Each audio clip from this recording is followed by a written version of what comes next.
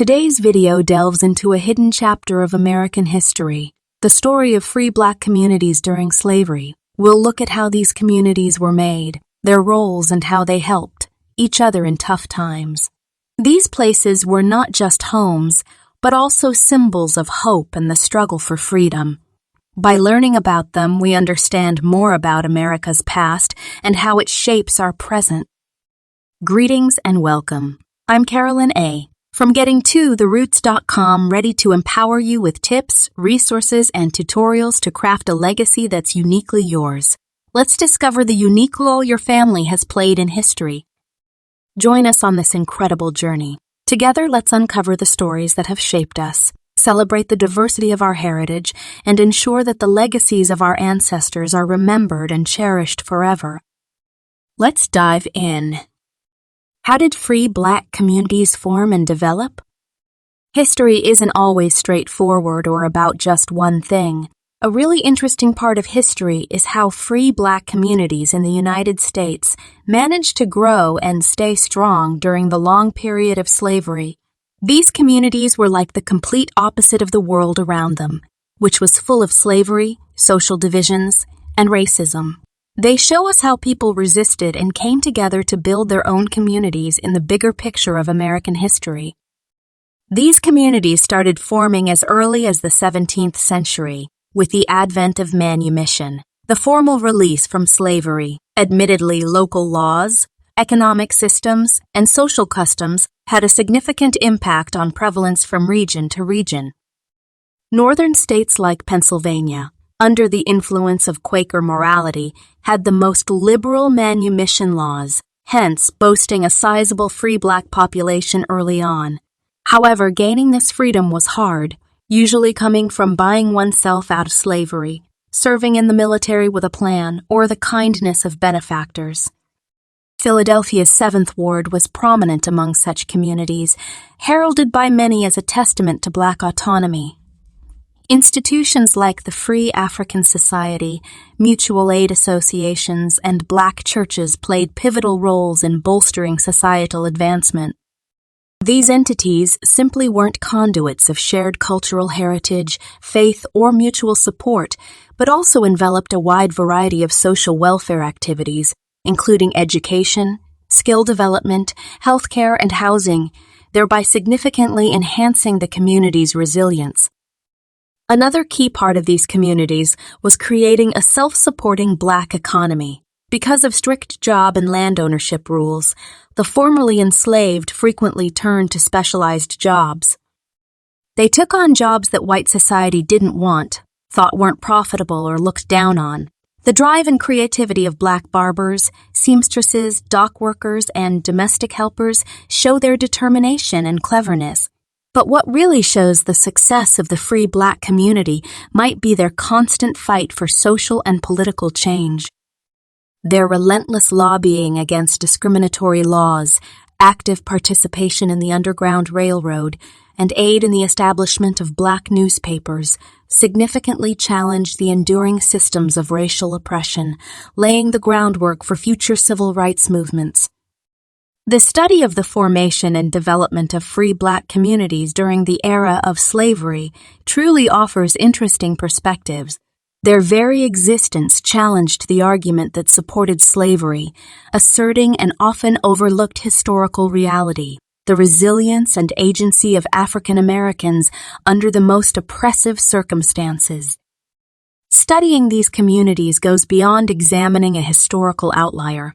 It highlights the themes of perseverance and the building of civilizations, and possibly the fundamental human capacity to envision a world grounded in equality, freedom, and dignity, especially during periods of severe hardship.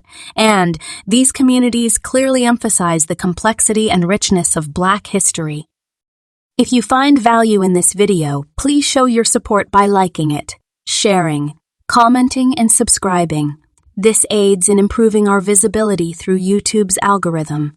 Now, let's get back to our video. What was the socio-economic structure and resilience of free Black communities?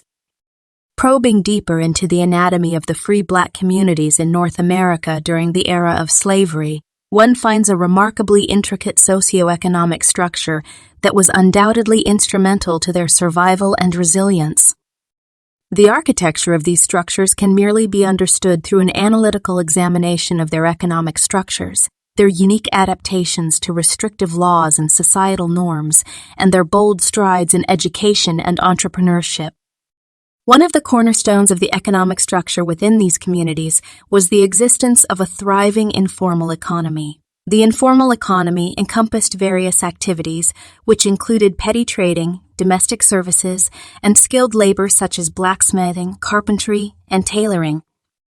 Though not part of the mainstream economy, these occupations were vital in fostering economic independence among the free Black population. This resiliency, embedded in their self-sustainability, effectively created resilience against volatile circumstances such as harsh economic downturns or hostile societal changes.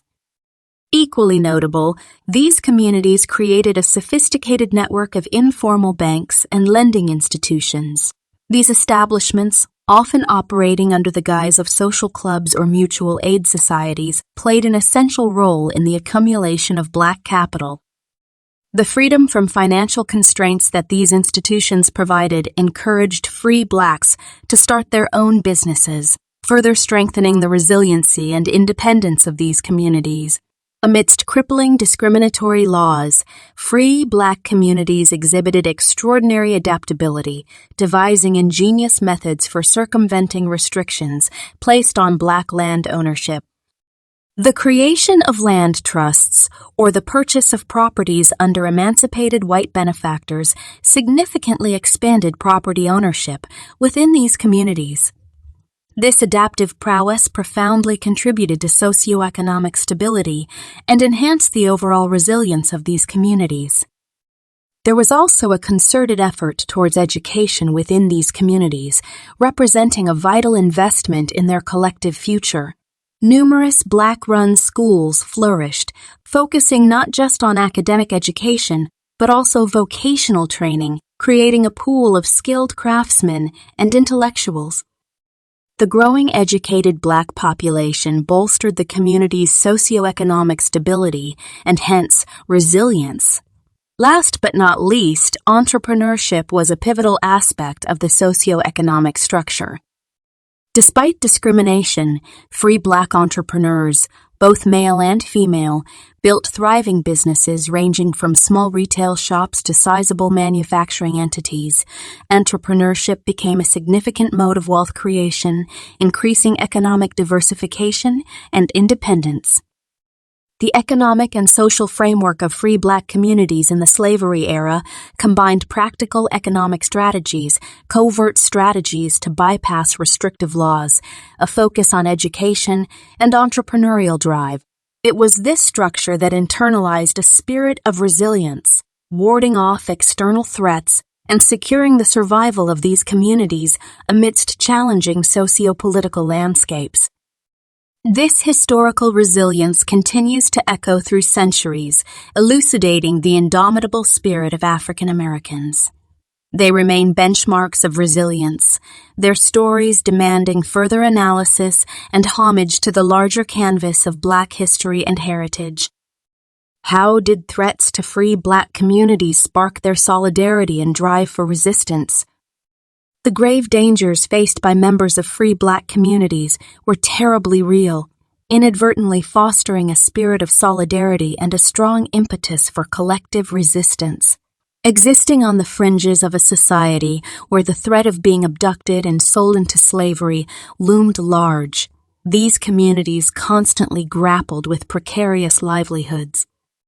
Yet plumb the depths of their resilience and fortitude, and one encounters an unflagging drive towards resisting such dangers, often engaging in tactics for survival that were as innovative and adaptable as they were defiant. Consider the Underground Railroad, where members of the free Black communities played pivotal roles, either as conductors or station masters. This was not merely an act of subversion against a repressive regime, but also a striking display of their ability to organize, mobilize, and take calculated risks.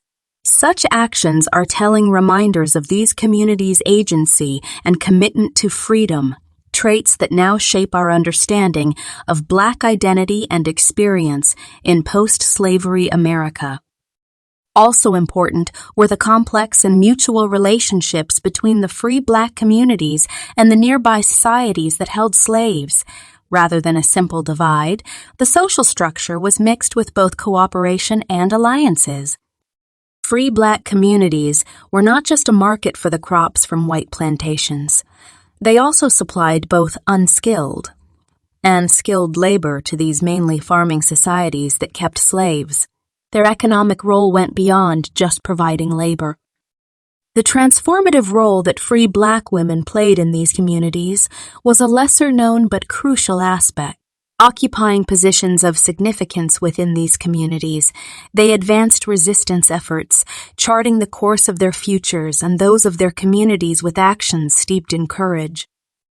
Beyond the sphere of economics, sociocultural interactions between free Black communities and their counterparts in slaveholding societies were frequent, leading to exchanges that were as profound as they were diverse. Such influences exerted by free Black communities vastly enriched the American cultural landscape. Consider the sphere of music, African American spirituals, and songs of protest, celebration, and unity, many of which owed their origin and development to these communities. A strong desire to be in charge of their own futures drove these communities' relentless pursuit of economic independence, political voice, and societal acceptance in the face of seemingly insurmountable odds.